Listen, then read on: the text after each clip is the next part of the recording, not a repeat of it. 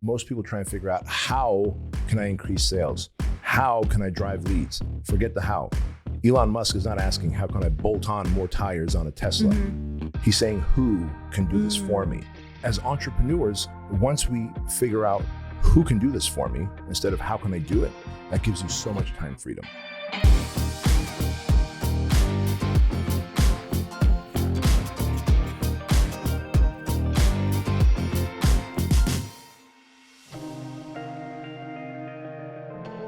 Bedros, welcome to the Earn Your Happy podcast. Thank you so much for driving here. Yes. Well, first off, thank you for the opportunity. And it's great to be here in your beautiful home. Oh, thank you so much. And we just said, we're sitting here, for those of you who can't see or aren't watching on YouTube, we have two giant sheepadoodles who are keeping you company. We have bananas and bonkers. Bananas and bonkers. We should have named them Zen and Calm, is what we decided, because they're living into their names.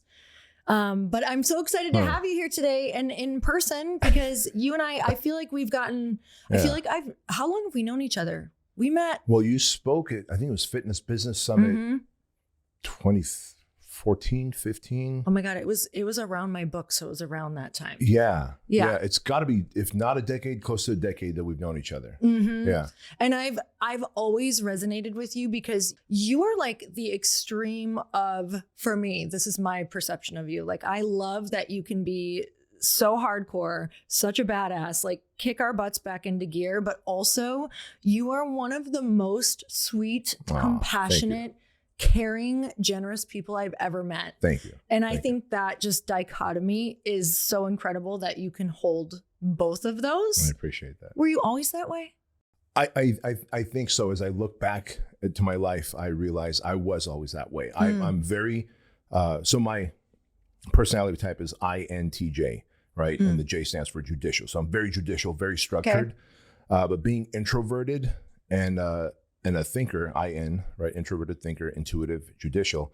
And a thinker, I like to think, I always put myself in the other person's shoes versus thinking like, they're trying to do me wrong. I always go, well, why does it feel like I'm being wrong right now? That's huge. What is their perspective? And so being able to put myself in other people's shoes has made me empathetic and compassionate, but being judicial and structured, I can get up someone's ass and I get up my own ass. Like, I'm my worst critic. Like, I can beat myself up to a pulp, which the older I get, now I'm 50, I've become so much better at showing myself grace. But anyway, so I've had this good fortune to be able to be very strict and intense and compassionate and empathetic at the same time. And I hear that from a lot of people, and I'm massively grateful for it. By the way, do you know how me and Chris met? Do you remember where we first met? Lewis. Yes. Okay. At Lewis House's Mastermind. It was in Santa Monica, right? And I remember meeting you guys and just like feeling such good energy off you guys.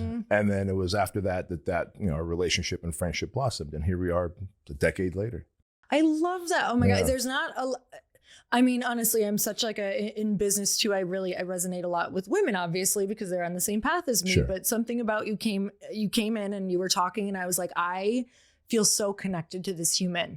But I also think it's a lot of just learning about you and your background and just a lot of the different ways that you talk about how you've turned kind of your journey and some of the pain and the different things that you've gone through into so much of your purpose that I feel like I think like you in certain ways. So I love hearing how you think. Yeah. Just to catch people up, can you share with people a little bit about how you got into starting your business? Yeah, well, the business that I'm in right now is kind of broad because I own 7 companies. When I think about all the companies, 6 out of the 7 are all about empowering and building people up. Whether it's my supplement company, whether it's our Fit Body Bootcamp franchise with over 500 locations, Fuel Hunt Apparel, which is all, a community of hard workers. But I've always, and I think we both started off as personal trainers. Did you start, right? So I started off as a personal trainer, and that young, naive trainer in me was like, because I was a fat kid throughout high school, I lost weight and got fit working out my senior year because one of the football players for my high school, he was in science class with me. And So we made friends, and I'm like, dude, you're fit, you're jacked. How do I get fit and jacked? Because I'm built like a pumpkin, like I'm just fat. And I'm remembering now why I resonated with you. I was built like a pumpkin. There you go. We have that, but our shapes are definitely different now. And he was kind enough to take me into the school gym, and he was kind enough to teach me I had no idea what macros are and proteins. I just ate whatever my Armenian mom put in front of me, right? Yep. Just a lot of ethnic food, especially being an immigrant to this country. Like you don't turn your nose away from food. You eat whatever's in front of you. And so I grew up fat. And when I graduated high school, I was like, I don't know what I want to do with my life, but I do know that I want to help more people achieve this transformation that I did. Totally. More than the physical thing. I was like, man, I feel more confident. I feel a higher sense of self-worth, right? Anyone that's because I lost like 40 pounds. Like that's a substantial amount of weight for a young man. And all of a sudden, you're no longer invisible. You go from like the whole school didn't see me to at the end of senior year, like, girls are noticing me, guys are giving me attention, and it felt good. Yeah. And I realized I have higher levels of self-worth, self-esteem, confidence. And I said, I want to be a certified personal trainer. Well, that led to, when you're a personal trainer, in between sets, you're having dialogue with your clients. Totally. And the dialogue, you get to learn about their life, their insecurities, their fears, their frustrations, their desires. And in between training them, I would just kind of give them advice. I would get advice from one personal training client who was an entrepreneur and give advice to this personal training client. And I'd pass just information along to each other about life. And I realized more than training them on fitness and nutrition, I enjoy this whole teaching them to become a better version of themselves. Oh my God, same. Right. And as months would go by, you would hear the client go, I finally had enough balls to go and ask for that raise. Thank you for motivating me. I'm like, I motivated you to go ask for the raise? They go, yeah. This talks that we've been having. And so I realized I love building people up and helping them transform. And so today, all my companies are run by leaders. Bryce, he coached with He's you guys. Amazing, yes. My CEO, Jeff, I don't know if you've met Jeff. He runs my supplement company. He's the VP of my supplement company. Joan, Ed's wife, runs my coaching consulting company that does $10 million a year. And so I've got leaders running my companies, which gives me the opportunity to then do podcasts, write books, speak on stages, and then I coach and consult other entrepreneurs who are high performing and who want to get to a place that I have gotten to with less bumps, bruises, scars, scrapes, and financial loss. And so I really enjoy coaching and consulting because I get to take the lessons from my life and my business, apply it to someone else's business. And because I work with a breadth of different coaching clients from different industries, what may work in your industry might be completely unseen in another. And I can take that and teach this guy, and then they'll get a $200,000-$300,000 a month in recurring revenue because they never thought of that. Because that's not something we do in the pool industry, for example, or in the solar industry, right? And so I realized more than anything, I love problem solving. So whether the problem is they were too fat, they needed to be fit, they were lacking confidence, or they needed to make money, I've solved all those problems for myself. And now I just go around solving those for others as well and getting paid well for it. So you get so much information from so many people. I remember that from clients. I was like, I am learning so much so fast. And I get to do that for everyone. Okay. So I want to go back to when you had that realization of, wow, I really want to help people solve these problems. What was your kind of face-off moment with yourself? What were you struggling with? Was it like organization? Was it trying to figure things out? Like, can you remember back to the beginning of what those big obstacles felt like? I can. For me, especially starting my business, the big face-off moments were, it's funny, you can lose weight and get fit and have confidence in your personal life. But that doesn't always translate to your professional life. Totally. Right. And so while I could feel like more confident walking around and talking to people because I don't feel like I'm fat and grotesque, and I don't think anyone ever looked at me as grotesque. You can just feel that way. You feel that way. And I'm being very direct and honest with you. Like if someone's watching this or listening to this and they're like, I could relate. Yeah. You will feel fat and grotesque, even though others won't feel that way towards you. But because you will feel that way, you will do things, you'll find evidence in the world to justify how you feel, right? And so I would constantly justify how I felt. Like, see that person, just they kind of look my way. Well, they could have looked my way for a million reasons. But in my mind, they look my way because they think I'm grotesque as well. So anyways, The confidence did not translate to the business life when I wanted to start my own personal training gym. I just wanted to start one personal training studio, like 2,500 square feet. Thankfully, I had a personal training client named Jim Franco, 62 years old at the time.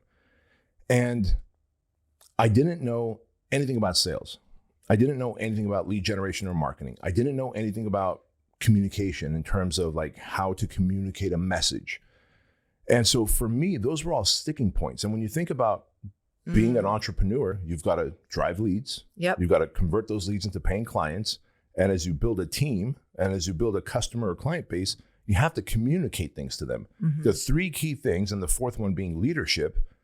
I'd never been a leader in any sense of the word because in the Armenian culture, and my dad being a former communist, your audience needs to know that we escaped the Soviet Union, came to the United States. I was 6 years old.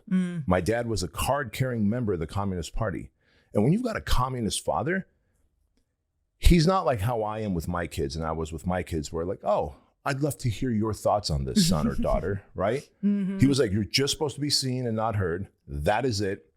And his solution to most problems were what he called the 5 brothers, which was a backhand across my face. Yeah. And I love my dad to pieces. He's 91 years old. I take great care of him. He's got an awesome caretaker. My mom passed away a year and a half ago.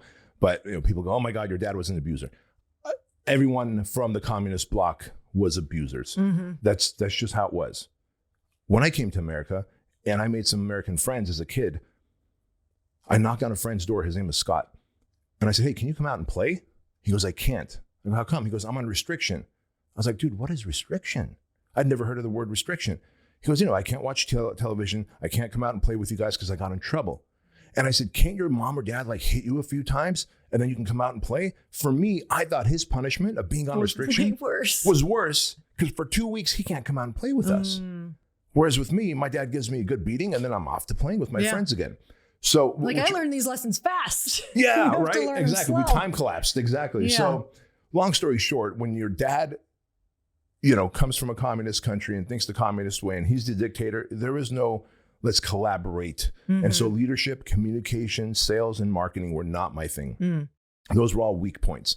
But I also realized, and this as a personal trainer, most of your clients are well-to-do, especially if you're one-on-one personal training. Yep. You're charging them $400, $600, $800 a month. Of course, I wasn't making that money. The gym was. I worked at an LA Fitness. The gym was paying me $14.25 an hour. I was at an LA Fitness too. Were you really? They broke it to a 30-minute session and paid me $6 per session. Right. So my $14.25 broke down. That's an hour, but it's 7 and change. Exactly. Yeah. What LA Fitness did you work at? In New Brighton, Wisconsin. Okay. Yeah. And I was in beautiful La Habra, California. Minnesota. Sorry, New Brighton, Minnesota. Where was I at the time? Dude, that's funny. Yeah. We were under the same regime. Totally. And I remember thinking like, the gym is making a ton of money off this training that I'm delivering. Same. Yeah. So long story short, but what I did realize very quickly is I've got built-in mentors. Every one of my clients, probably with the exception of a couple of the wives who were stay-at-home wives of rich entrepreneurs, I had built-in coaching clients. And so Jim Franco, who I told you was one of my personal training clients, brought Dan Kennedy's book. He brought a book from Jay Abraham. He brought me a book from Brian Tracy, Zig Ziglar. And he's like, these books will teach you how to lead, drive, and market. These books will teach you how to sell. Because he owned a massive software company. And so he comes from sales and marketing. And so once I realized I had built-in mentors, what my weaknesses soon became my strengths because I had mentors who were coaching me, mentoring me, giving me audio cassettes, because I come from the audio cassette world. And it completely transformed my mind. I had no idea that there's this other world. I thought, if I'm in good shape, you're going to pay me because you see that I'm in good shape and you're not, so you're going to pay me. It doesn't work that way. Yeah. People need to be convinced and sold, and we need to agitate the buying buttons, which is, why are you here? What have you tried? What's your biggest frustration? What keeps you awake at night? You peel the onion, you get to the big why, and then you go, what happens if you can't get the results? Like, what is the chasm that you want to cross? And what happens if you can't cross that chasm? And I would hear Mrs. Jones, I always called my prospective clients at my gym, Mrs. Jones. And they would say, I've heard women saying, this breaks my heart. I'm afraid my husband's going to leave me. I'm afraid my husband's going to cheat on me. I'm afraid that I'm no longer attractive to my spouse. And then I would hear the same thing from husbands, by the way. I'm afraid that my wife's going to cheat on me. And so if you can't agitate that fear and the pain in them, pain leads people to action. Mm-hmm. And so once I learned how to overcome the objections during my sales presentation, instead of waiting to handle those objections after, like, it was eye-opening. Now it was just a matter of, here's the 4 programs that we have for you. And then I would always give them an option of 1 or 2. So I would say, I think the 2 or the 3 time a week is going to work best for you. Which of these 2 can we get you started on? And that was a line I got from Zig Ziglar, which Jim Franco gave me that book. He said, instead of telling them, do you want to start or not, which is a yes or a no answer, do you want option A or B? Because either way, they're going to pick an option and you win, you make the sale, they win, they get the outcome and the results. So for me, sales, marketing, leadership, and communication, and it wasn't an overnight fix. Those were my struggles. But I am very OCD and I'm very intense and passionate. And so I dove in, and within 2 years, I dare say I had mastery in all of those areas. Leadership being the last area that I developed mastery in. So were you practicing those frequently? Like, was it because you were constantly talking? And LA Fitness is a grind too, by the way. You are talking to people every day and trying to sell people. Like, pretty much every day I worked, I felt like I trained, but they made us do, sales, trying to sell clients. Right. For somebody who wants to get better at that, because you're like, in 2 to 3 years, you said you feel like you kind of mastered that. Yeah. How many, what did the reps look like? I would literally say probably over 2,000 reps of actual humans. And this is the beautiful thing about being in an LA Fitness or any big box gym, right? And if someone's like, well, I'm not in a big box gym, go knock on doors. Yeah. Find the affluent neighborhood that you think has your ideal prospect and go knock on doors. If I come here to your house and I knock on your door and I'm like, hey, I'm going to sell you solar, right? And I give you the best pitch I can and you go away, I don't want it. I can go to your neighbor and have a clean slate, knock on their door, give them my best pitch, and maybe they buy solar, maybe they don't. Now, when you're in a big box gym, you go to a treadmill, and you know this, around 5:30, 6 p.m. at night, all the treadmills are packed. And what are they, 8 inches away from each other? So I walk up to a treadmill because, if someone doesn't show up to your 30-minute workout session, they want you out on the floor prospecting. Cool, I get it. And so using those skills that Jim Franco had taught me, I would go to someone on a treadmill. Hey, my name is Bedros. Are you doing cardio right now? Have you done your resistance training yet? No, I haven't. Great. Can I take you on the floor and do some resistance training? And then you should do cardio because you're going to burn more fat that way, because we're going to burn off the glycogen, and you're going to go right into more fat burn. And they would say, no, not interested. Thank you. And then you go, fuck, I got to hit the ellipticals next. And then I got to hit the recumbent bikes after that. But when you get that many repetitions in, and when you walk up to people who are working out on the floor, and you go, hey, it looks like you're training back, but I think there's a better way to do it. Can I help you? And they go, sure. You put them through a free workout, and I would take them right into the office. And my hook was, all the goals you want are made in the kitchen, not in the gym. In the gym, we break down muscles, but the recovery is important and what you eat. And so it's not what you do for an hour here. It's what you do for the other 23 hours.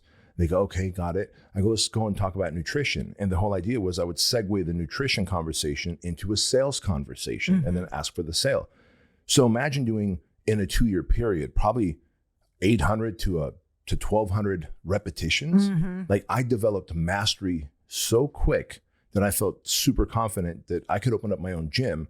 Now I needed to raise money, which is a whole other thing, right? But the repetitions, like when you learn a skill. And by the way, at the time I had a girlfriend, I was doing so many sales presentations on my girlfriend, her parents, my parents. I would tell my dad, just give me objections in Armenian. Don't buy. When I lay out the prices at the end, don't buy, give me objections. And I would literally do the sales presentation in Armenian to my dad, because it also involved like drawing diagrams on 3 sheets of paper. And I didn't want anyone to buy off the bat. I was like, give me objections, give me the hardest objections. And I got so many reps in that I developed mastery quickly. And I believe anyone can. The whole, 10,000 hour rule can be hacked if you are willing to face rejection one after another, like a Jehovah's Witness would. Yeah. You're giving me PTSD about we would have to go and talk to everyone on the treadmills during the busiest time. You just brought me back. I forgot about that piece. Like I completely blacked out and blocked it out for a reason. But that was one of the most powerful things I've done. And then obviously being a Jehovah's Witness was one of the most powerful things I've done. Wait, you were a Jehovah's Witness? Oh, I thought you were saying that. Oh my God. No, I had no idea. Get out of here. Yes. My whole life till I was 18 and I moved out. Are you serious? Yes. I was about to tell you, I'm like, oh, well, I got rejected my entire life going door to door. So for me, even though that gave me a lot of anxiety, I was like, oh, this is familiar anxiety. Right? Like, look, I'm so glad you brought that up. In life, you're going to have anxiety no matter what. All the time. Only one type of person has no anxiety. Can you guess what type of person? A psychotic person? Dead people. Dead people. Dead people are constantly feeling the same. The rest of us, we're going to have anxiety. We're going to have bliss. We're going to have gratitude. We're going to have anger. We're going to have rage. We're going to have depression. We're going to have joy. Dead people feel nothing. Honestly, I love even when you tell me you're an introvert, because like even doing things I love, like when you first walked in, I have anxiety. You're a friend. Like I feel comfortable around you. We're like little kindred spirits. Sometimes in the middle of a podcast, I'm like, I'll get a wave of anxiety. I'm like, why is this here right now? I don't want this to be here. Like I do so much in my life, so uncomfortable. But Bedros, and I know that you can feel this, like I am so much more uncomfortable not living into that person that I want to be. Like that pain of like having that vision of who I know I can be and what I know I can do and who I can help and all the things, like having that right here in front of me and not being able to get there or feel it or something is blocking it is like so much more painful. Huge. Tell me about that version. Like, I know that, you know, how have you let that drive you, and explain that feeling that you get with that to me? Well, here's what I know. And for me, I use two things that drive me really well in that area. Number one, our mutual friend, Ed Mylett. Ed Mylett tells this great story. When he had me on his podcast several years ago, he went on a little tangent. He goes, Bedros, you know what I'm most afraid of? Because he asked me, like, what are you most afraid of? And I told him. And then he goes, you know what I'm most afraid of? I go, no, tell me. He goes, you know, I believe in Christ. I believe in Christianity. I believe Jesus died for my salvation. I go, okay, I'm tracking. He goes, imagine if I go to the pearly gates of heaven and St. Peter's there. And he's like, Ed Mylett, I want you to meet the potential of what Ed Mylett could become. Right. And he goes, I'm afraid of looking at that guy and not recognizing him. Oh, gosh. I was like, holy crap, Ed. He goes, I want to go up there and I want to see that guy like I'm looking in a mirror. He goes, I want to be twinsies with that guy, right? He didn't use that word, but that's what I thought in my head. But I do want to hear Ed say twinsies. Yeah, I would love to have Ed say that. So one, listen, wherever we end up, we go to our creator, we go to the universe, you go to God, and there is a potential that your creator has put within you. Every single one of us have a greater potential. And by the way, anxiety, that's the gnawing of greatness that you feel. When we feel a sense of anxiety, it's because our consciousness and our conscience doesn't know how to grab you by the shoulders and go, hey, Lori, get back on path. It uses anxiety and depression. Like our creator uses anxiety and depression to go, hey, what you're doing right now is out of your comfort zone. I know everything about you is like red flag, go back to comfort. But I'm telling you right now, keep pushing through this anxiety and depression. On the other side of it is the better version of Lori, is the better version of Bedros. And so if I want to ultimately pass away and be twinsies with that guy at the pearly gates, number one. And number two, for me, I've got two kids, Andrew and Chloe. Chloe's 17 now, Andrew's 19. I've always, ever since, you know, once they got into junior high, we gave them a phone, an iPhone. The day I gave them the iPhone, I always imagined that there is some kind of a drone flying over me. Well, before drones, this is going to date me because I'm 50 years old. I was like, I pictured Andrew and Chloe were getting a live reality feed of a camera crew that's following me. And they're recording all the audio and video, and it's just going right to their phones. So I was like, if Andrew and Chloe saw that I had an opportunity to do something great, but out of my comfort zone, that gave me anxiety, that made me depressed, that made my palms sweaty, that made my butthole pucker. And then they're like, Dad zigged instead of zagging. Oh my God, what kind of a poor example of humanity would I be to them, right? So everything I do, I assume today now with drones, I assume there's always a drone flying on top over me. And what is Dad doing? Did he miss that last and final set because he didn't sleep well last night in the gym? Because in my head, Andrew and Chloe are saying it. In fact, I was in St. Louis. I have some amazing coaching clients out there, the Sansone brothers. They run a industrial construction company. So they make all these big industrial buildings, like giant warehouses that semi-trucks can go into, and they're refrigerated warehouses. Their dad started the company many years ago, like in the 60s. Nick, Doug, and Jim, now the three principals, they run it. They're in their late 40s all the way to early 60s. They're my coaching clients. The company does 1.3 billion with the B a year. They invited me out to speak to their leadership team because I coached them privately, but they also said, hey, can you come out and speak to our leadership team? I said, I'd be more than happy to. So I'm speaking to their leadership team, 15 people who collectively run 300 of their employees. It was a Saturday. And then Jim, Doug, and Nick were there. So 15, 16, 17, 18, plus me, 19 people. Giant office structure. And we took a break, and I went to use the men's room. And the urinal, there was 2 urinals that were taken. So I went into one of the 2 stalls. And I noticed that some guy had obviously lost all control of his penis and his stream. And it looked like, I swear, he had probably put his hands behind his head and was dancing the Macarena while going pee, because it was everywhere. Have you ever left a meeting thinking, oh my gosh, that was so productive? And then 10 minutes later, you're pinging someone like, wait, what am I supposed to do? Or worse, you've been heads down the entire meeting, furiously typing notes instead of actually listening. And now your camera's off and your brain is fried. Meetings are a mess. And you guys, Granola fixes that. Granola is an AI-powered notepad built for the way real people actually meet. And here's how it works. You take rough notes like you normally would, and in the background, Granola securely transcribes the meeting. Then it turns everything into clean, structured, actually useful notes when the meeting ends. And the best part is that Granola works through your device's audio, which means it integrates seamlessly into the video conferencing tools you already use. So there's no setup and there's no awkward bots. It's just your normal meeting with superpowers. You get to actually listen instead of frantically typing every single word, and still walk away knowing exactly what was decided, who's doing what, and what comes next. So no balls are dropped.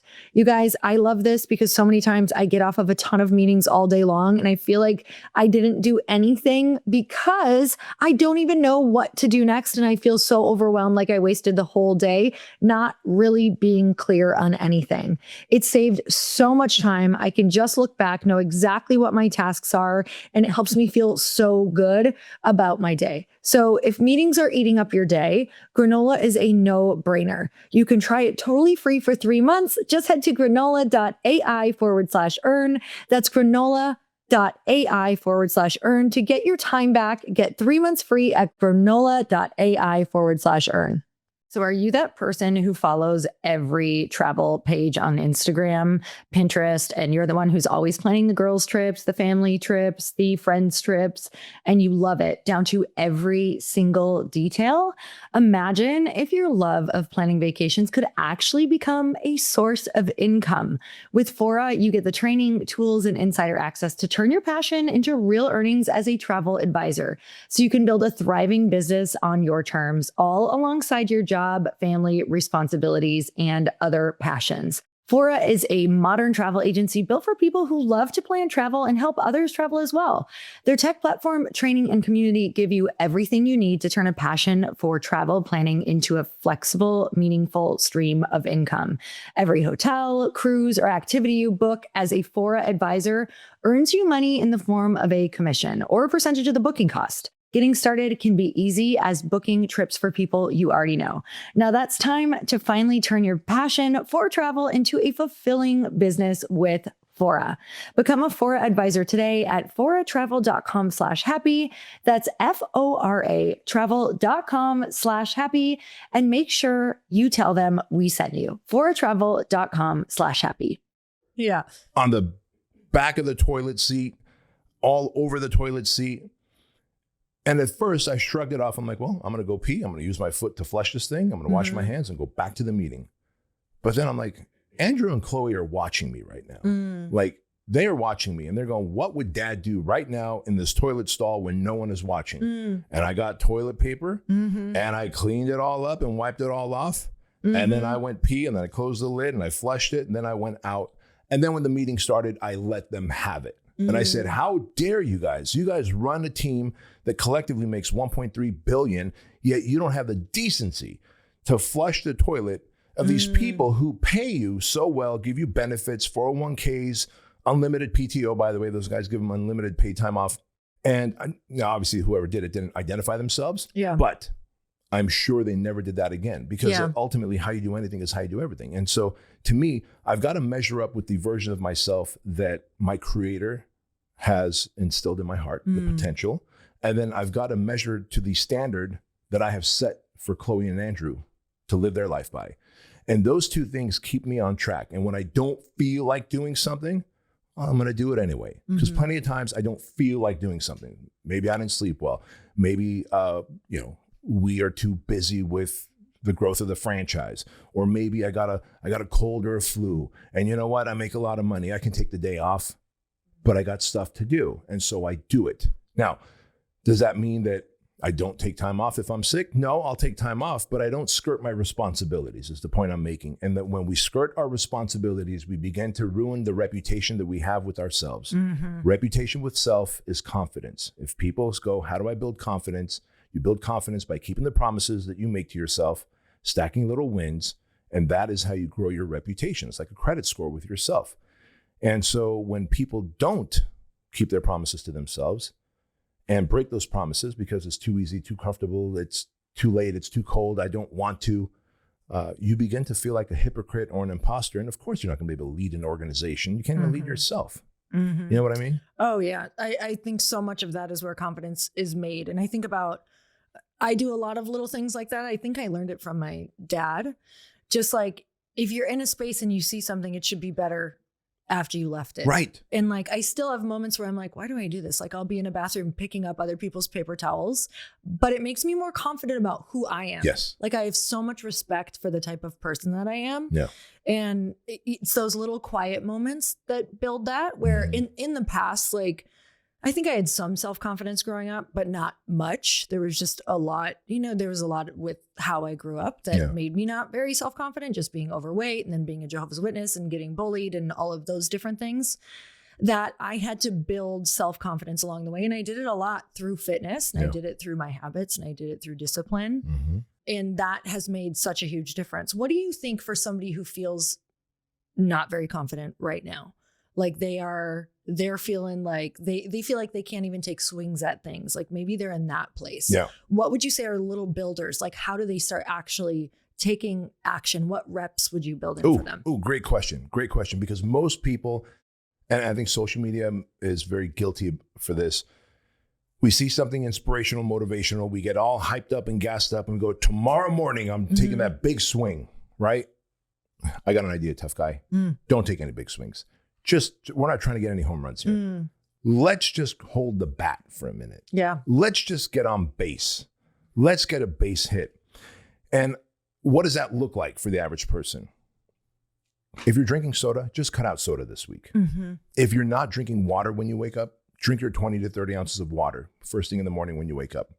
If you're going right to your phone and screen sucking, just tell yourself, I'm not going to screen suck. Instead, I'm going to listen to an audiobook for 10 minutes instead of scrolling for 10 minutes, right? Pick simple, tiny wins that you could achieve and accomplish. Because in the perfect world, it'd be awesome if we can go from eating chicken wings and pizza and pasta and ice cream for dessert because we feel like it, to tomorrow morning, I'm eating salad and fish 4 times a day, starting tomorrow morning. Like, that would be great, but we're not a robot. We have thoughts, feelings, emotions, right? Willpower. I mean, think about the willpower factor. You see a jar of peanut butter on your counter first thing in the morning. You're like, not today, big boy. Evening time, you've battled as an entrepreneur. You battle. I'll break into something for that peanut butter. Oh yeah. Yeah. You get gritty, you get rejected. You thought a sale was going to come through and it didn't. By the end of the day, you've been ground down and your willpower is nothing. And then you see that peanut butter on the counter, you're head diving into that fucking jar. And so what do? We do the simple things. We throw that jar of peanut butter away. We hide it there's studies that show if something's not within eyesight, there's a 3x factor that you're not going to eat it. If it's not in your house, there's like a 100x factor that you're not going to eat it unless you order it to get delivered. So the point of this is start stacking little wins, and just for the next 30 days, I'm going to cut out Coke. I'm going to replace it with water. I'm going to just, instead of social scrolling in the morning, I'm listening to 10 minutes of audiobook or music that inspires me and makes me happy. For me, it's Jack Johnson. I'll wake up, drink 30 ounces of water, listen to Jack Johnson while I'm taking a shower, get out of my shower, and then just send a gratitude text message to 3 people in my life, 3 random people who I feel like have added value to my life over the years, believed in me when I didn't believe in myself, showed me the path when I didn't know where the path was. And what that guarantees me is sometime throughout the day, these 3 people that I've sent a gratitude text message to, they're going to end up sending me a text message back 9 out of 10 times, Lori. They go, man, thank you for sending that. I needed that. It was a rough day. So not only are you making someone else's day better, but if your whole day went to shit, you had the most perfect day planned and your whole day went to shit, you're guaranteed to get a thank you from 3 different individuals that you sent a gratitude text message to. I'm not saying do sound bowls and do interpretive dance and then go do the hot thing and then the cold thing. Like, people stack their morning routines as a way of, I believe, procrastination and avoiding the work. Just drink water, listen to an audiobook or some music, send out 3 gratitude text messages, and then sit your ass down and get to work. Get to work on your GSD list.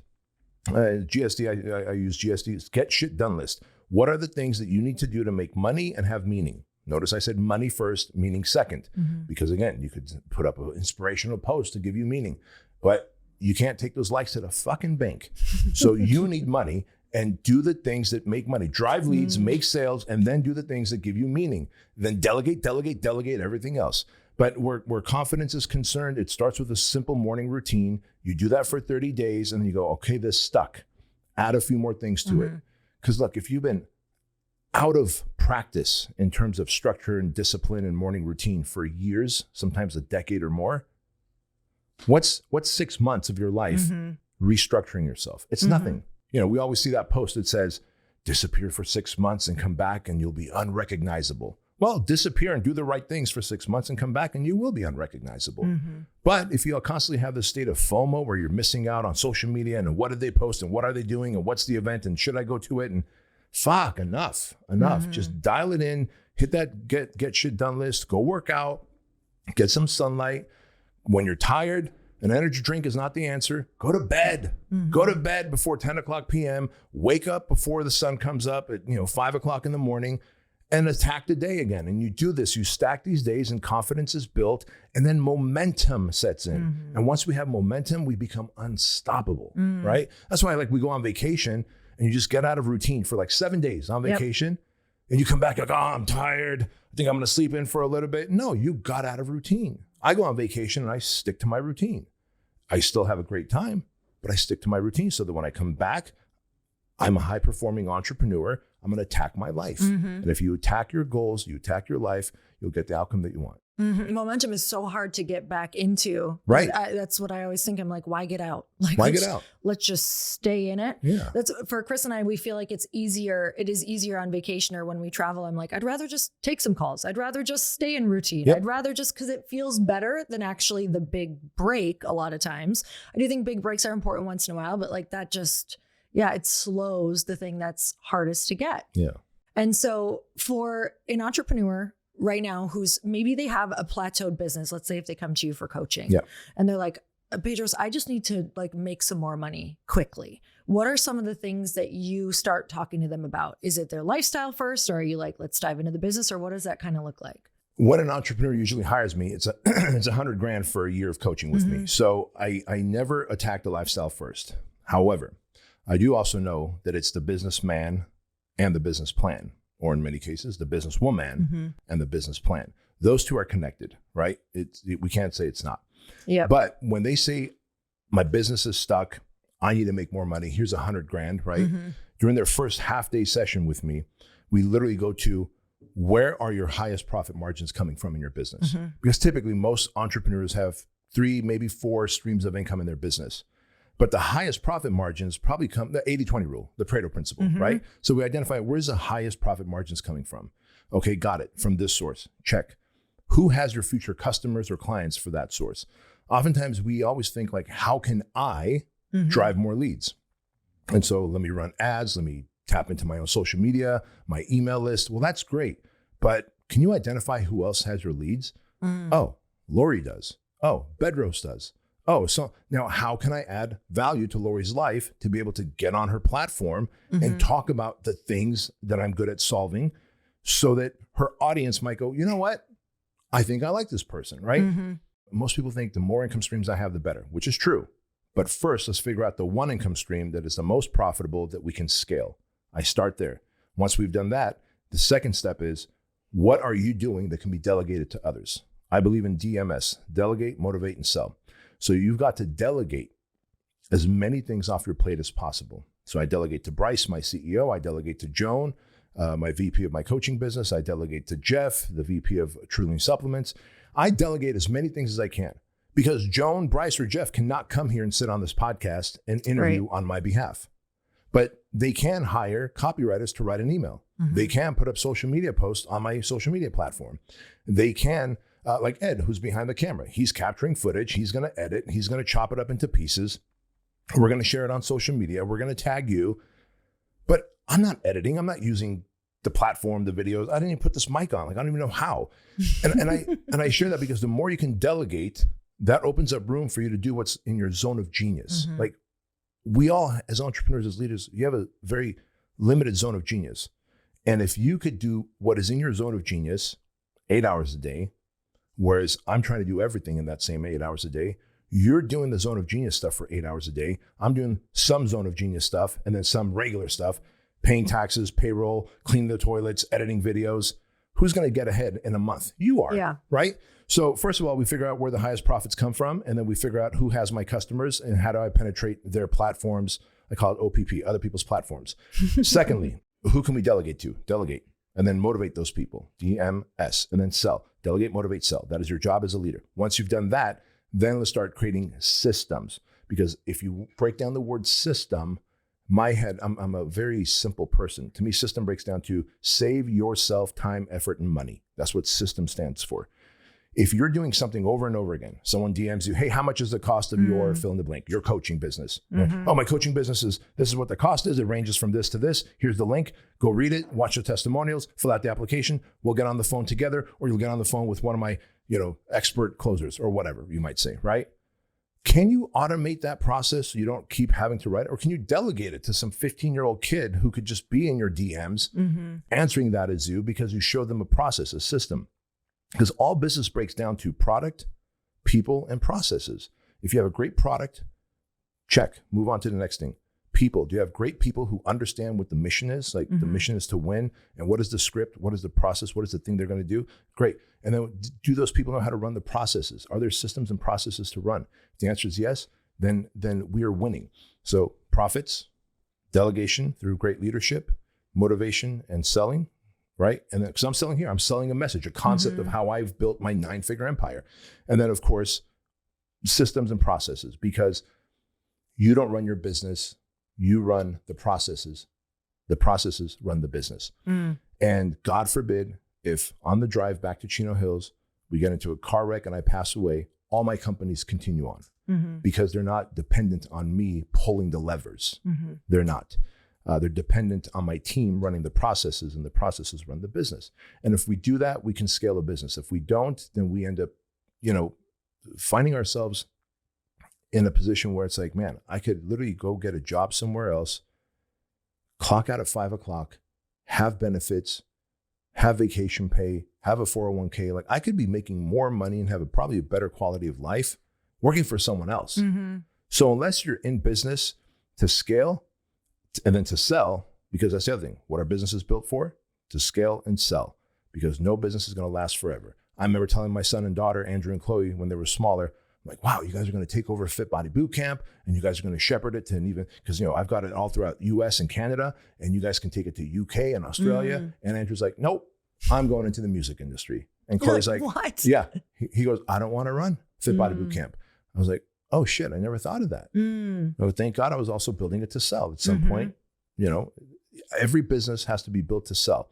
You may not sell today, but you're going to sell at some point because your next of kin aren't always going to want to run it for you. Okay. So they get that in place. Yeah. Entrepreneurs get that in place. What are you finding when you work with them? What are some of the main things that are their challenges that you just see over and over again? One is limiting beliefs. They have their own limiting beliefs, these stories that they've told themselves and that they've bought into. So the story of I'm not that smart. It takes me longer to do things. I don't know how to write copy. Great. So, we tell ourselves stories, or maybe when we were kids, our parents told us, you're clumsy, you're fat, you're not that smart, you always did bad in school. And so then you take that identity on and then you start believing it. And then you look for evidence in the world to reinforce that identity, right? So it's limiting beliefs is number one. It's almost like the Gay Hendricks in his book, The Big Leap, calls it the glass ceiling. Limiting beliefs create a glass ceiling and you're like, man, I'm pressed up against this glass ceiling. I don't know what it is. It's your limiting belief, buddy. Take your limiting beliefs, shatter that glass ceiling, and the world is your oyster. So that's thing number one. Thing number two is most people try and figure out, how can I increase sales? How can I drive leads? How? Forget the how. Elon Musk is not asking, how can I bolt on more tires on a Tesla? He's saying, who can do this for me? So it's not how do I do it? It's who can do it for me. I want to lead my people. The coach on a football team, and I know nothing about American football, but a coach, I know this much, he's not on the field. He's on the sidelines, and he tells the team captain, which is your second in command. Usually the team captain, I believe, is the quarterback, tells the team captain, this is the play. The team captain tells the team, and then they go and execute the play. The coach on the sidelines has outside eyes. He's watching, and he's seeing, what moves can we make? What am I seeing from outside that they're not seeing on the field, right? If the coach was a step on the field, now he doesn't have outside eyes. He's now too far deep into the weeds. So as entrepreneurs, once we figure out who can do this for me instead of how can I do it, that gives you so much time freedom. Oftentimes though, as my dear friend Brian Underhill, who introduced me to the book Traction by Gino Wickman, he says, most entrepreneurs are afraid to let go of the vine. This is my baby. I created this. No one can do it as good as me. I'm here to tell you right now, and Bryce, my CEO, because you guys coached him for a while. Bryce is a better CEO, a better leader, and a better manager of our headquarters and the team and the brand than I ever was. As a founder, I'm very intense and impatient. I'm a great visionary. I know where FitBody's going in the next 3 to 5 years. He is in the weeds with the team, running the plays on a day-to-day basis. And he is more patient with them. He's more understanding with them. He is more compassionate with them. I can be too, but when I have so much on my plate, I tend to start getting overwhelmed. And when I get overwhelmed, I get pretty short. I get pretty intense, right? Which goes back to that dichotomy. Just feeling myself. Yeah, I can be empathetic and compassionate, but I could also leave scorched earth behind. So here I thought for the longest time that no one can run Fit Body Bootcamp like I can. I mean, I grew this thing to an Inc. 500 business. We became one of the fastest growing franchises on the planet in 2014, 15, and 16. We hit the Inc. 500 list. And then Entrepreneur Magazine's top 200 franchises in the world out of 175,000 franchise brands. And so I did all that, right? And the ego says no one else can do it. And then guess what? When I realized I do need a second in command and I want to hire a VP or a head of operations, I found some guy and ended up firing him within 6 months. Then I found another guy, ended up firing him within a year. Then I found another guy and he realized he was so bad, he quit within 2 months. So then those 3 guys reinforced what I already believed, which was no one can do it as good as me, until I found Bryce. And the guy is better than me as a leader, as a manager, and as a CEO of the brand.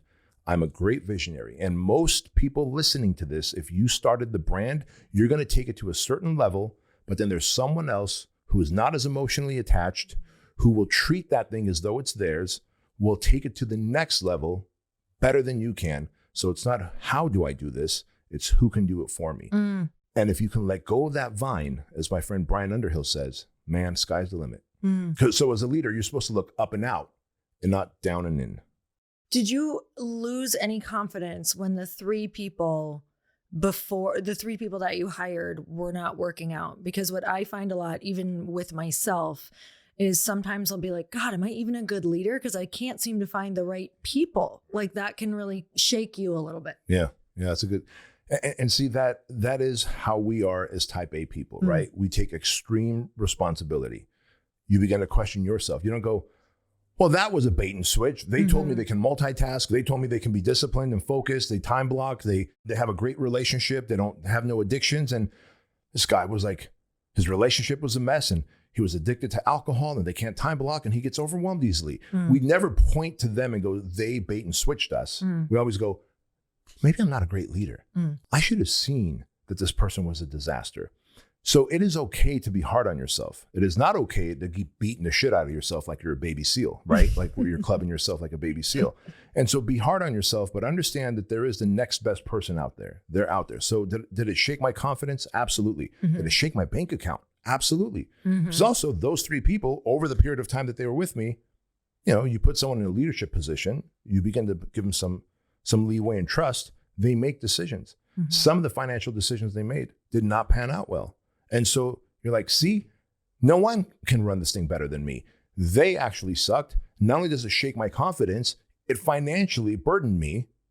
But you have to realize that if I'm meant to do what I'm meant to do in this life, have greater impact, greater influence over humanity, I got to find someone who can do it for me. So the search continues. When do you know it's right for someone to be looking for a coach? Like if someone's hearing this right now and they're like, oh, am I... You know, is coaching something I need? Like, how do I even start to find that? Like, when do you suggest people get a coach in their business? The answer to when is a good time for someone to get a coach in their business is as soon as possible. Here's why. Most people, they'll get to a place that we're in a deficit. So in other words, I tried marketing on Facebook and I lost $20,000. Then I tried LinkedIn marketing and I lost $30,000. And then I tried hiring influencers and I lost $50,000. Okay, so now you're over, $130,000 in a financial deficit. You've kind of lost hope in what you feel are the three main marketing avenues out there. Little do you know, there's a coach out there who's not only done it himself or herself across several businesses, but they coach and consult people in many different industries. So they have ideas and they've been exposed to strategies and tactics and people who can help you get there. Because you know this, running a meta ad, a Facebook ad, it's market, message, media. So maybe market being the audience, message being what is the offer, and the media being, is it a video? Is it pictures? Is it carousel? Is it written text? All right. Well, if you got one of those three wrong, that campaign didn't work. You lost 20 grand. A coach can be like, oh my God, you had the market right, you had the message right, but the media was horrible. You know, you didn't have a scroll stopper in that video. It was just a boring video. And so if you had the scroll stopper, people would have stopped scrolling and actually watched the video and leads would have come in. Oh my God. So the sooner the better. Like, now obviously I get it. You're starting a business, and it always blew me away when I used to coach gym owners and they would sign a lease for a 3,000-4,000 square foot location, build it out, for $20,000-$30,000, get another $15,000, $20,000 of equipment in there, right? Hire a graphics designer for a fancy logo of like this fit body coming out of this Phoenix fire, right? That was like in translucent colors. That's why people sign up. Yeah, right? And then of course, they thought, I will build it and they will come. And so now they're almost 100 grand in and they built it and no one came. So you got to build a better mousetrap and market the shit out of it. So I say in the process of your build out, dedicate X amount of dollars to some kind of a coach, consultant, expert course. There's someone in that industry, even if it's going to someone who's already doing what you're doing. So if it's a local business, it's easy. I'm not going to find someone in Southern California. If I'm trying to open up a bakery, and I love baking, but I've never opened up a bakery, I'm not going to find someone here in Newport Beach to teach me how they run their bakery, because they know I'm their competition. But I might reach out to someone, in San Diego. And look, you're a great bakery, you're busy, your Yelp reviews are crushing it. I'm all the way in Newport Beach. I'm over 100 miles away. We are not competitors. Is there any chance I can come and just watch what you do, ask some questions, even give you a few $100? Most people are willing to help, right? So, hey, you ain't got 100 grand to give me. You don't have, there's someone out there that's written the book on it. For $22, you can get 20 years of their life experience on marketing, on sales, on selling a product or a service. So there's books, courses, coaches. The earlier, the better. If I can go back to the 24-year-old version of me, I would have done two things differently. I would have hired coaches, consultants, and experts who, by the way, are vetted, meaning they use the shovel and they know how to sell the shovel. Most people have never used a shovel and they're out there trying to sell a shovel, right? Because now with social media, you can get the blue check mark by 20,000 fake audience members and, have some kid in Bangladesh edit your videos all cool and sexy. And now you're an expert. And then you toggle that little switch on your bio that says public figure or entrepreneur or coach or mentor, and now you're a badass. So you got to vet people out. Like, hey, when they come to me, like, hey, Bedros, who do you work with? Go to my website and you'll see all the testimonials from doctors and scientists and big entrepreneurs and contractors, etc. But I share this with you because the sooner you can find a coach, the less likely you are to be in a deficit. I hate getting coaching clients that I have to dig out of a deficit or have to change their bad habits and behaviors and belief systems. I'd rather get an entrepreneur who's dedicated X amount of dollars for mentorship, and they go, hey, I'm building a business, and I also understand that you've coached people just like me. I'd rather come out the gate guns blazing. And by the way, it's okay to I still, after 20 years as an entrepreneur, today I have a speaking coach. Joel Weldon is a speaking coach. I still have coaches and mentors that I pay every year. I spend at least another $100,000 on my own personal growth, either through courses, coaches. I take improv class because I want to be able to articulate better. Because if I can paint a word picture on camera in front of this microphone, remember, English is a second language for me. So now that I know how to market, sell, lead, influence, I have to learn to communicate better. I have to be able to passionately paint a word picture where people go, God damn it, if this foreigner can do it, then I can do it, right?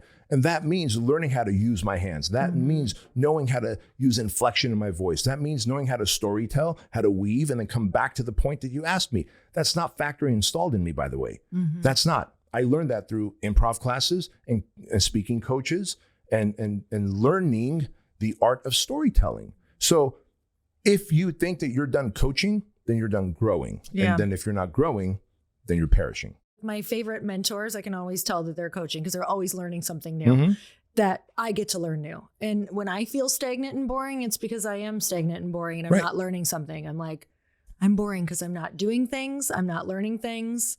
And if I don't like my content, it's typically because I've stopped learning and I've stopped doing cool things. So I'm like, dang it, you're trapped in this cycle because you have to be. And it's so good. Like, I can't imagine, not learning. But okay, I have like 3 things I want to touch on. So we're going to do a bit of like some speed rounds. Sure. So first thing though, because I think this is going to be so helpful for so many people, tell me your flavor of introvert. Like, how does it appear for you? Like, what does it actually feel like so that people know that they're normal? My flavor of introvert is this. I could be by myself for hours, if not days. I could literally my driver Hugo drove us here. Ed and I were sitting in the back. Ed, maybe we said 5 words to each other in the 45-minute drive? I'd rather just sit there because I'm an introvert. There's beautiful conversations and thoughts happening in my head. We both do jujitsu, so we talked about jujitsu for about 3 minutes. And then I went back to just the thoughts in my head that are beautiful and colorful and solving my own life's problems and pondering things and asking the theater of my mind, as Maxwell Maltz in his book, asking my theater of mind a question and letting that question sit there, and tomorrow or next day it'll give me the answer. So that's what being an introvert is like. Also, being an introvert, after this, I have nothing else on my schedule because I poured out a lot of information. I'm doing something very extroverted. And then after this, Hugo drives us back. I get in my truck. I go home and I chill in my backyard for an hour or so. And then me and my son will go work out and we'll do jujitsu, or Chloe and I will hopefully I can drag her to the gym with me. But I need to decompress as an introvert. Like, extroverted stuff makes me want to decompress. Now, how do I bring out my extrovert? I've started so many different businesses, and I have to tell you that every single time I've started one, I have been terrified. It didn't get easier because each business was so different. You're always wondering, is anyone going to buy this? Are these events going to fill? Is anybody even going to like this product? And now I know that it was absolutely the right thing to believe in myself and launch my businesses, launch my podcast, despite all of the fears and hesitations that I had.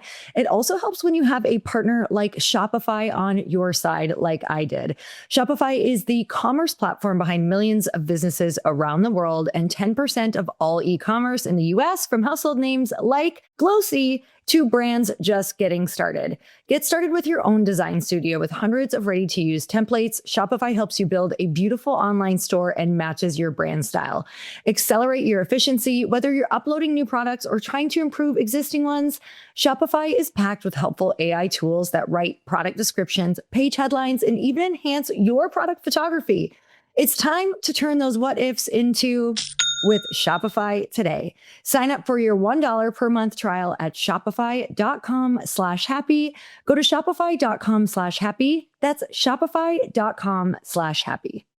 I've been in situations where I have needed a new employee and new help in my business immediately. And the last thing that you want to do is waste time on people who don't actually understand what you do. I want somebody who can come in and understand the workflow. They can contribute right away. They can help us move forward. They can help us scale. And that's why I'd use Indeed sponsored jobs. When you need the right person, not just another CV, this is a job for sponsored jobs. When workplace chaos hits and you need the right hire, this is a job for sponsored jobs. Indeed sponsored jobs gets you quality candidates when you need them most. Stop struggling to get your job post even seen on other sites. Match with quality candidates with Indeed's sponsored jobs. Get matched with and hire quality candidates who can drive the results that you need right now. Spend less time searching and more time actually interviewing candidates who check all your boxes. Less stress, less time, more results. When you need the right person to cut through the chaos, this is a job for Indeed sponsored jobs. And listeners of this show will get a $75 sponsored job credit to help get your job the premium status it deserves at Indeed.com/podcast. Just go to Indeed.com/podcast right now and support our show by saying you heard about Indeed on this podcast. Indeed.com/podcast. Terms and conditions apply. Hiring, do it the right way with Indeed. I think that's a great question to ask because I read that Beyonce is an introvert. I'm like, no way. But she created this alter ego called Sasha Fierce. Are you familiar with that? I didn't know this. And so I Googled it and then Wikipedia came up.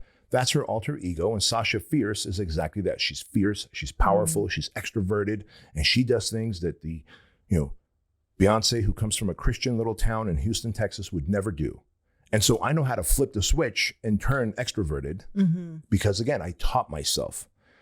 But afterwards, I need to decompress, recharge by myself, and then I can give myself to the world again. And it's okay to be an introvert. It's totally okay. I remember thinking, I'm like, oh, I'm never going to make it in this industry when I first started doing fitness competitions. Because I don't know if you remember, but they kind of originated on the East Coast. Like they were a lot more popular on the East Coast. Yep. And so little Midwest girl goes to the East Coast to learn how to do it. And these Boston girls were just talking. They were loud. They were talking over me. They were getting what they wanted. They were asking for what they wanted. They were going for it. And I was just like quiet. And I was like, I went back to my husband and I was like, I'm never going to make it. Because you have to be really introverted and loud. Like that's what I thought. Yeah. And then I was like, okay, I'm going to give it another chance. Like just to see how could I possibly make this, how could I make this industry work for me? But I remember thinking, how am I going to make it? Did you ever have that thought? Like, I did. And I realized very quickly that my work can speak even louder for me. And so when people are like, man, I just don't know how to be loud and obnoxious and extroverted, I don't either. Like there's certain things that I just refuse to do that are like, now that my kids are 17 and 19, I don't talk about them as much on my podcast because I respect their privacy. They don't want me to talk about the fact that they were 12 and 13 and how I disciplined them because now their friends love my show. And so last thing they want to do is hear me tell a story about them when they were 12 and 13 and have their friends go, your dad heard when you were, you pooped your pants or something, right? Whatever, which for the record, neither one of them pooped their pants until after the age of 1. But so there's a lot of things I refuse to do to get attention, to get likes, to get whatever. But my work always speaks louder. So when I'm on stage, I was at stage speaking to a 5,000 person audience last April at the Maverick Center, Keaton and Dan's event. And I was like, look, here's what you do in business. Here's what you do in personal life. And oh, by the way, how you do anything is how you do everything. And so, you guys all should be lean and athletic. And, if you're under the age of 40 years old, you should have abs. I go, I'm 50 years old and I've got abs. And someone way up there goes, show us. And I lifted up my shirt and I showed him my abs. And so that's a very extroverted thing to do. But the work did the talk. I didn't yell and whatever about it. I showed them. When my franchise hit the Inc. 5000 list, I got attention. It hit the Inc. 500 list. I got more attention. Top 200 fastest growing franchise. I got a lot of attention. And so if you're introverted, let your work speak for you. It will. Or also learn to bring out your Sasha Fierce. If you can, flip that switch and go extroverted and passionately talk about the things you're excited about. Because I'm not faking this. But I do realize that how I deliver a message determines how it's absorbed and accepted, right? And so if I sit here like Eeyore and just barely talk and, no motivation, inspiration, and excitement, enthusiasm in my voice, people are going to be like, this guy doesn't believe his own hype, right? But I do believe in my own shit. And I got back it up with proof. And so find a way to either flip the switch or have your work do the talking for you. Okay, so you have a program that I love. Yes. We've gotten to chat about that just is like one of the most moving things on planet Earth. Thank you. Can you talk about your Squire program? Yeah, the Squire program is probably going to be my legacy work of all the companies that I've created and sold and will continue to create and sell. The Squire program is a 12-hour experience that fathers and sons go through together. As long as the sons are between 13 and 17 years old, fathers and sons come together for 12 hours and we're in 6 different states now that we run the Squire program. And it's a rite of passage for these young boys because today more than ever, masculinity is under attack. Everything that is factory installed in a young man is considered toxic, abusive, and aggressive. Literally factory installed. In fact, my dear friend, Father Michael Butler, says masculinity is a gift from God. I believe that. And so the ability to be aggressive, competitive, want to acquire things, to be a protector, to open doors for people. And there's been plenty of times I've opened door for a lady and she goes, I could do it myself. Sure, no problem. Here's the door for you, right? No worries at all. But I'll continue to be a savage servant. And so savage because God forbid if there's a loud bang right now, and I know that you ladies are very capable, it would be me and Ed running out there, making sure whatever that loud bang was doesn't end up in here. I would let you. Right? Thank you. And that is so like, oh my God. And because you said that, I'm like, now I can't let her down. Right? Like in my head, immediately the thought that came is like, God forbid something happens. Now I can't let Lori down. She's my friend. And oh my God, could you imagine Chris coming home and going, B, you were here and something happened and you didn't protect my wife? Oh shit. Right? And so like, I have that in me. Every young man has that in them.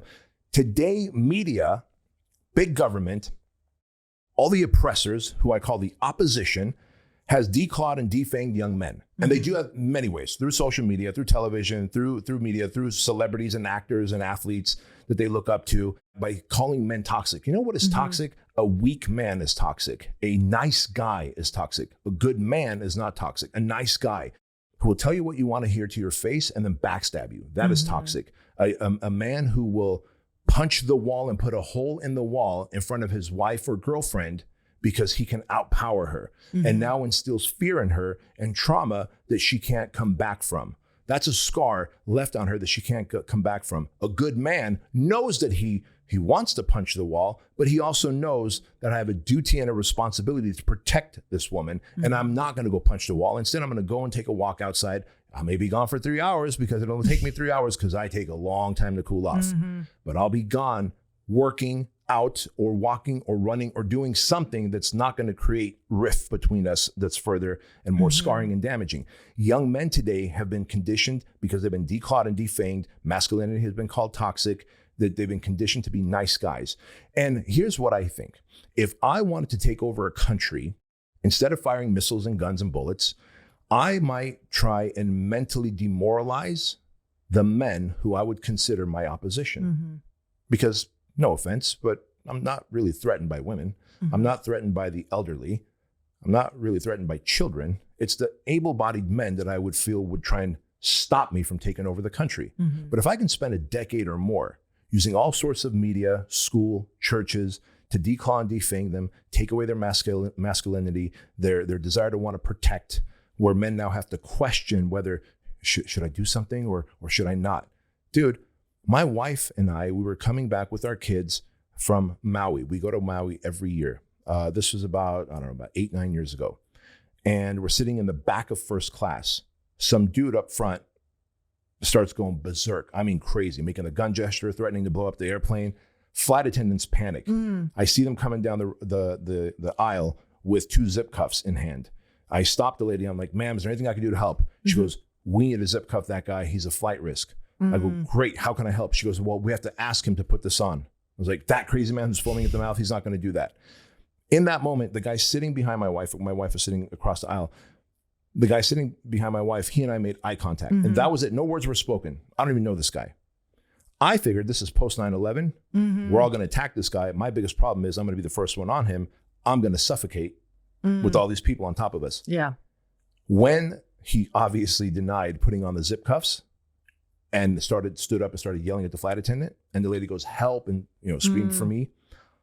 It was just me and that guy who attacked this guy. I got him in a rear naked chokehold. We put the zip cuffs on, and then my family and his family got all the free hummus and chips that they can have in first class, while me and the guy sat in peasant class in the back, sitting security with this guy until we landed at LAX. But I have a duty and a responsibility. I don't care if a video was made and it's taken out of context that the founder and CEO of Fit Body Bootcamp just attacked a man and choked him out. Like, the truth will come out. But if that guy's got a bomb, it ain't going to blow up right now while I'm on this flight. Yeah. But so when we begin to declaw and defang young men, to soften up minds and hearts and make men question who they are, I've decided that I've got a responsibility to make men strong again, to make them confident, to make them competent, to teach them how to be providers and protectors, savage and a servant. All I want to do is serve you. All I want to do is serve him. I want to serve the people around me. But God forbid something's going to go bang or boom. Now we're fighting. And so the Squire Program is what I've developed for fathers and sons for fathers to kind of usher their sons through this rite of passage where you're no longer a boy, you are now a man, son, and you went through this 12-hour experience of, ice bath and truck pull and crawling in mud and, carrying logs, and you are now a young man and you've won a seat at the table for me to groom you into a competent, capable, confident man who, when I'm gone, can protect, provide, and preside. We don't have that anymore. There were cultures that had this. In New Guinea, the fathers would take 14-year-olds to the edge, their 14-year-old sons, to the edge of the forest at night. They'd cut their arm with the knife, hand them the knife. They would draw blood and say, go into the forest. Myself and these older men will wait for you right here. When the sun comes up, you come out. And when you do, that's a rite of passage. You now have won a seat at the table for us to groom you into a competent, confident tribe member, a protector, a provider. That rite of passage no longer exists. And every culture used to have that, by the way. We no longer have that. And even where fathers are not absent, fathers haven't been taught that, so they don't know how to teach something they haven't been taught. So when we run the Squire Program, we also are teaching fathers how to guide these young men over the next decade. Hey, he's 14, 15 now. Over the next decade, how do you groom him to be a good man and not just a nice guy? In fact, there's a great book out there that if you feel that you have a man who's toxic, have him read the book No More Mr. Nice Guy by Robert Glover. Amazing book. And immediately they will have this awakening and realize, I'm not meant to be a nice guy. I'm meant to be a savage servant, good man. Yeah. Okay, so in that program, you also had mentioned when we were chatting before at dinner, four of us had gotten together for dinner. It was just a beautiful dinner where you really went into it too, talking about how a lot of these boys don't have the presence of a father in their life. Yeah. So you've also, and that was a big part of this, if I remember you talking about that. And then also, if they don't have a father, they can still go. So mothers can still bring them. And tell me how that program works. Yeah. So when I ran the first class of the Squire Program, and I was naive, right? Because I was and I am present in my kids' lives. I just figured this is going to be a father and son thing. I was naive because I obviously know that there's a 50% divorce rate. And that doesn't mean that if moms and dads are divorced, the dad's not active. Right. But there's a higher probability the dad is not as active. And depending when that divorce happened, if it's pretty early on in that young man's relationship, maybe that dad was not as active, or that young man never met his dad in the first place, right? There's many unplanned pregnancies, and this woman is now trying to grow and raise a young man. And so after the first Squire class, I got a lot of we put a teaser video like, hey, here's a Squire class, and 42 young men and their fathers went through this class, and, they had the rite of passage. And I got about half a dozen messages from women saying, that's something awesome that you did, but my son he doesn't know his dad, or the dad's actively disengaged and disconnected. What do I do? And I was like, oh shit. Well, thankfully over the years, I also coach a lot of special operations guys. So when they come out of Marine Raiders and Army Rangers and Navy SEALs, and they want to be entrepreneurs, I coach them for free.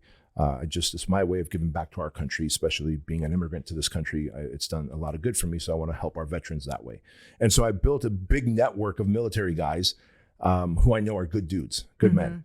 And so I was like, hey, can you bring your son to the next class? And if so, I can assign him a mentor. And so they were all, yeah, absolutely. And the moms were like, well, I can't afford the $1,900. No worries. Can you just get him here? Like, I'll pay for the whole thing, right? And if you can't get him here, I'll pay for your flight and his flight and the hotel. And this, by the way, going back to entrepreneurship, this is why money is so important to stack money. Money is a weapon. I use my money as a weapon to fight the opposition who is trying to demoralize and declaw and defame young men. Because if a mom is like, hey, there is no older brother, there is no grandpa, there is no dad, what do I do to help this young man that I have become a competent, capable man in the future? Lady, fly him out to me. I'll assign him a mentor. He'll go through the Squire program. And then that mentor will just stay in contact with him forever because we built a bond. Men want bonds. And so I have no problem. So 1/3 of our classes now are usually classes that they either come with the older brother, an uncle, a coach, or someone that I've assigned them. And they go through that experience, the Squire program, and then they end up maintaining that relationship with them moving forward. And it's cool now. We've been doing this for so long, for 6 years now, where young men who were 15 and 16 that went through it are now young adults. Wow. And they're coming back and mentoring other young men who don't have dads going through it, which is just beautiful for me to see. What are some of those, well, they're not kids anymore, but what are some of those guys now saying who have gone through the program? What's been some of the biggest impact? Oh man, that's such a good question. Every single one with that question are like, I knew all these things to be true, that I needed to be this way, but I felt like it was wrong or it's looked down upon for me to have a voice or for me to want to acquire, for me to want to be competitive, for me to want to be violent. There's nothing wrong with violence when justified, or when on the mats, when we do jujitsu or we get in a ring and we're boxing and sparring, like it's all good. But violence under control is a beautiful thing. Violence out of control, now we've got a man who's emotionally reckless. I heard someone explain this once, maybe it was Andrew Tate, and he said when a woman gets emotional, and he's polarizing, so hear me out on this. He says, when a woman gets emotional, what does she do? And whoever was interviewing him, he goes, when my wife gets emotional, she typically cries and that's that. He goes, what does a man do when he gets emotional and he can't control his emotions? And the guy started thinking, because I know what he was thinking. And Andrew goes, let me tell you what you're thinking. We want to kill people. We just see bloody, murderous rage, which is absolutely true. And so I do not have the privilege of being emotional. I must maintain emotional discipline. So we teach these young men, you might be emotional now because the punishment is not severe. You show these emotions as an adult, you're locked up for life. You lose all respect by other men. You are no longer welcome in our tribe. And so they realized that all the things that were missing, it's almost like I had one young man, Malachi, tell me, he goes, I feel like there was empty puzzle pieces in me that the Squire program found and put those pieces back in, and I feel whole. And I thought that was such a beautiful way of him saying it, because we essentially give young men permission to be men, healthy, confident, masculine men. How's that shown up in their life? Like, have they felt more confidence? Has it seemed like they've been able to like create a better path for themselves? Yeah, in every capacity. Obviously the dad's mentoring them, right? It's not like you go through the Squire program and you're now a man, go conquer the world. It's literally, this was your rite of passage. You've just won a seat at the table for us to acknowledge you as a man. So now you must carry yourself as a man. Like, your reputation matters. That's your credit score with us, other men. I told my son, I said, son, you went through I put him through his own personal Squire program. There's a great book out there called Raising a Modern Day Knight. And it talks about putting your young man through a rite of passage when he's 13, 14, 15 years old. And I said, son, moving forward, like, you stand up. When you see another man, you stand up to shake hands and you make eye contact. When you're walking with the lady, you walk on the street side of the sidewalk. When you need to open the door, you open that door. When you're on an escalator with a woman, you're behind her. And I had to explain why. He goes, why do I need to be behind her? Because if she falls, you're going to catch her. And if the escalator's going down, you're in front of her. Because if she falls, you're going to catch her. All this to say that these young men realize that there's a playbook for being a man.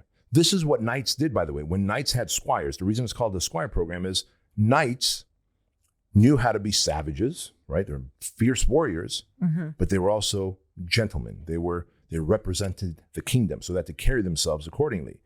Knights had squires, and it was their job. The squire's job was to clean the blood off the sword and the armor, and take care of and feed the horse and clean the horse. But it was the knight's job to teach that young squire how to be a chivalrous, confident, capable, savage young man, and go on into and hopefully be a knight one day.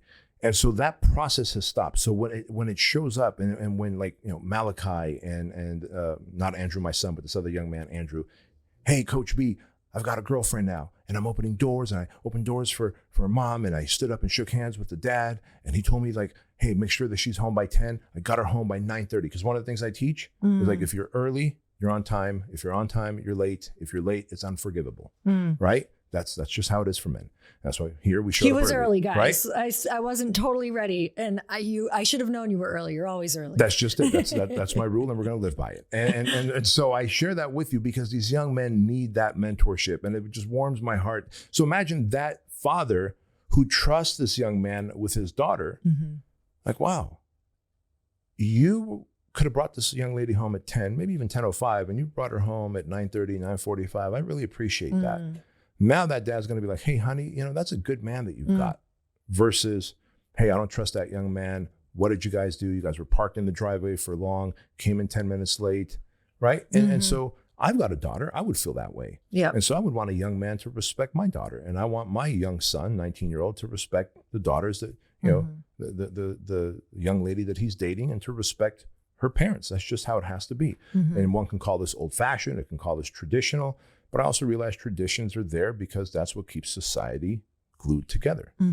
I appreciate you so much, because I always know I'm going to get the truth from you. And I love that. Thank you. Because it's a lot of what people are thinking and a lot of what people are talking about behind closed doors. But I really appreciate that you are willing to put yourself out there to say exactly what you want to fight for and what you believe, because I feel like that's really, it's easy to get lost right now. So I appreciate you standing up for what you believe in, and for coming on the podcast and for sharing so beautifully. So thank you so much for coming on.